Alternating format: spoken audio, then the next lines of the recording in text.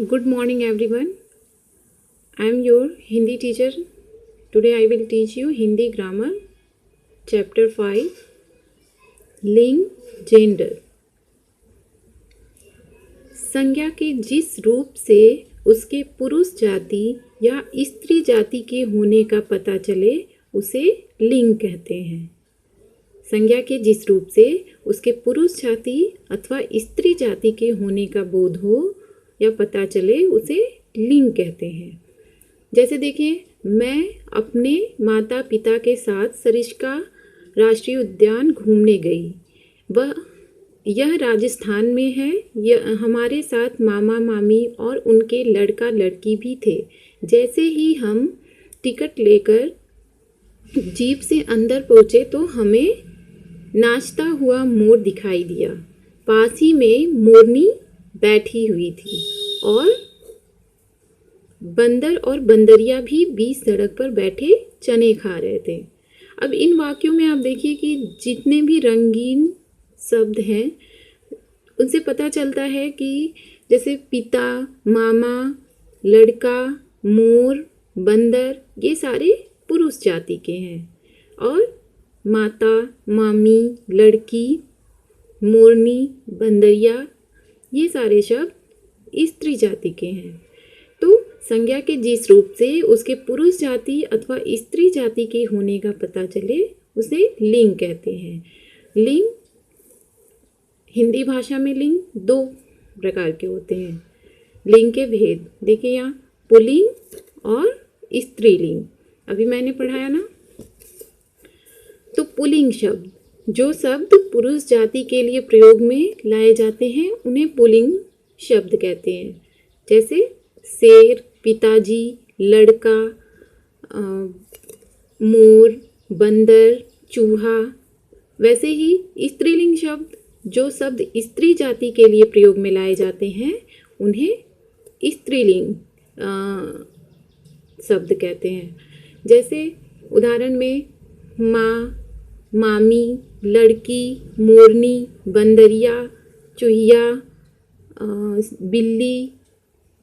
वैसे ही अब हिंदी भाषा में कुछ ऐसे शब्द भी प्रयोग में लाए जाते हैं जो स्त्री और पुरुष दोनों के लिए यूज़ होते हैं, लेकिन वो हमेशा पुल्लिंग शब्द कहलाते हैं। जैसे कौवा, उल्लू, ये मेल और फीमेल दोनों के लिए यूज़ होते हैं लेकिन ये पुल्लिंग शब्द होते हैं। वैसे ही कुछ स्त्रीलिंग शब्द होते हैं जैसे कोयल, तितली, ये स्त्रीलिंग शब्द हैं लेकिन ये मेल और फीमेल यानी पुरुष और स्त्री दोनों के लिए यूज़ होते हैं।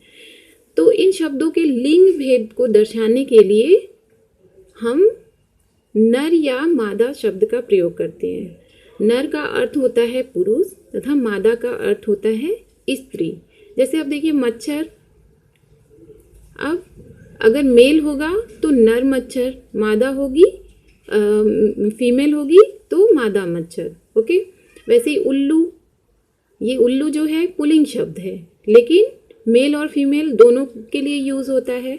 तो हम उसके लिंग को दर्शाने के लिए नर या मादा शब्द लगाते हैं।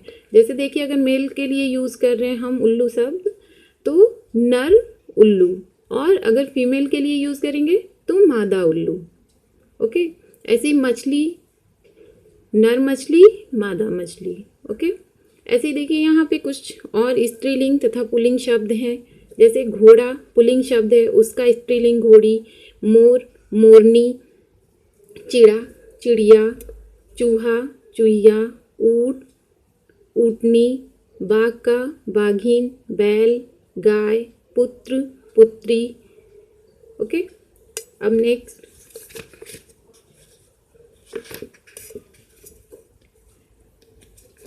वस्तु, भाव तथा स्थान। ऐसे शब्द भी पुल्लिंग और स्त्रीलिंग को दर्शाते हैं। जैसे देखिए दूध, पेन, पंखा, टेलीविज़न, टेलीफोन, गुस्सा, पहाड़, भारत, कनाडा, चीन, पेड़, आम, फूल, कंप्यूटर, तालाब, समुद्र, पलंग, सुख, दुख, आदि। इसमें कुछ वस्तुओं, भाव तथा स्थानों के नाम हैं। तो ये सारे शब्द जो हैं पुल्लिंग हैं, हमेशा पुल्लिंग में यूज़ होते हैं। जैसे इसमें जाता है, जाती है, होती है, ये स्त्रीलिंग के लिए यूज होता है। लेकिन इसमें जाता है, खाता है, होता है, इस टाइप का क्रिया जो है आएगा। अब यहाँ देखिए स्त्रीलिंग, पेंसिल, रबड़, चाय, कुर्सी, खिड़की, सुंदरता, खुशी, सर्दी, गर्मी, कक्षा, दिल्ली, मेज, चिट्ठी, ये सारे स्त्रीलिंग शब्द हैं। अब स्त्रीलिंग और पुल्लिंग, ये जो लिंग है इनकी पहचान के कुछ और भी तरीके हैं। जैसे वाक्य में आई क्रिया शब्दों से भी लिंग की पहचान की जाती है। जैसे मैंने दूध पिया, मैंने दूध पिया, पिया यानी ये पुल्लिंग के लिए, लड़के के लिए यूज़ हो रहा है। मैंने चाय पी, स्त्रीलिंग के लिए। अब जैसे वह क्रिया शब्द, जैसे वह जाती है, खाती है, आती है, रोती है, तो ये सारे स्त्रीलिंग के साथ यूज़ होता है इन हेल्पिंग वर्ब का, सहायक क्रिया का। और जैसे जाता है, खाता है, पीता है, आता है, सोता है, ये सारे शब्द जो हैं पुल्लिंग के लिए यूज़ होता है। तो वाक्य में लिंग के साथ साथ क्रिया भी चेंज हो जाती है, बदल जाती है। वैसे ही देखिए और भी नदियों, भाषाओं, बोलियों, तिथियों यानी डेट, तिथियों यानी डेट तथा लिपियों के नाम सदा स्त्रीलिंग होते हैं। तो नदी, भाषा, बोली, तिथि, लिपि, ये सारे नाम जब भी आएंगे वो स्त्रीलिंग ही कहलाएंगे, स्त्रीलिंग होते हैं। और इसके अलावा देश, ग्रह, दिन, महीनों, पहाड़ों तथा वृक्षों के नाम सदा पुल्लिंग होते हैं। ओके, तो और कुछ शब्द ऐसे भी होते हैं जो स्त्री तथा पुरुष दोनों के लिए समान रूप से यूज होते हैं, प्रयोग किए जाते हैं। जैसे राष्ट्रपति, प्रधानमंत्री, इंजीनियर, डॉक्टर, मंत्री। अब प्रधानमंत्री, अब वो स्त्री हो या पुरुष हो, दोनों के लिए समान रूप से यूज़ होगा। वैसे ही इंजीनियर, डॉक्टर, अब डॉक्टर हैं वो लेडीज हैं या जेंट्स है, इससे कोई फ़र्क नहीं पड़ता, पुरुष हो या स्त्री हो, आप दोनों के लिए डॉक्टर शब्द का इस्तेमाल करते हैं। मंत्री, इंजीनियर, ये सब स्त्री और पुरुष दोनों के लिए समान रूप से प्रयोग होता है। तो अब तक हमने पढ़ा स्त्री तथा पुरुष जाति का बोध कराने वाले संज्ञा शब्दों को हम लिंग कहते हैं। स्त्री जाति को दर्शाने वाले शब्द स्त्रीलिंग तथा पुरुष जाति को दर्शाने वाले शब्द पुल्लिंग कहलाते हैं। हिंदी में लिंग दो प्रकार के होते हैं, पुल्लिंग तथा स्त्रीलिंग। कुछ शब्दों में नर या मादा जोड़कर उसका लिंग दर्शाया जाता है। ओके, अब चलिए एक्सरसाइज देखिए। अभ्यास फर्स्ट, नीचे दिए प्रश्नों के उत्तर दीजिए। लिंग किसे कहते हैं? मैंने अभी बताया ना, संज्ञा के जिस रूप से उसके पुरुष अथवा स्त्री जाति के होने का पता चले उसे लिंग कहते हैं। ओके, अब पुल्लिंग और स्त्रीलिंग में क्या अंतर है स्पष्ट कीजिए। स्त्री जाति को दर्शाने वाले शब्द स्त्रीलिंग तथा पुरुष जाति को दर्शाने वाले शब्द पुल्लिंग कहलाते हैं। ओके, अब यहाँ देखिए सेकंड है अभ्यास सेकंड। नीचे दिए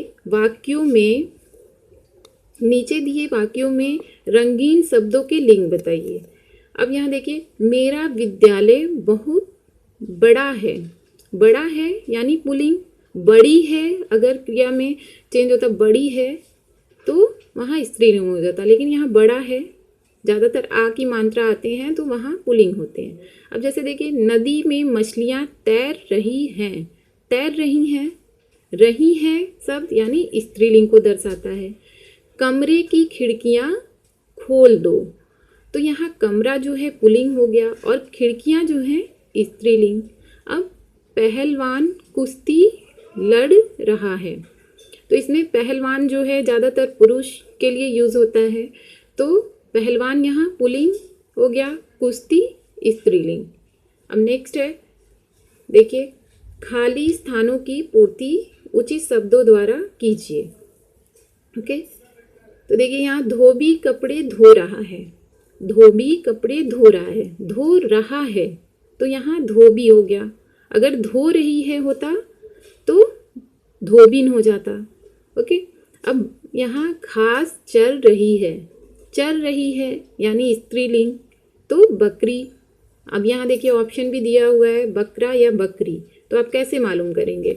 तो देखिए घास चर रही है, तो सिंपली आप समझ में आ रहा है क्रिया चेंज है, स्त्रीलिंग के लिए ये यूज़ होता है, तो बकरी।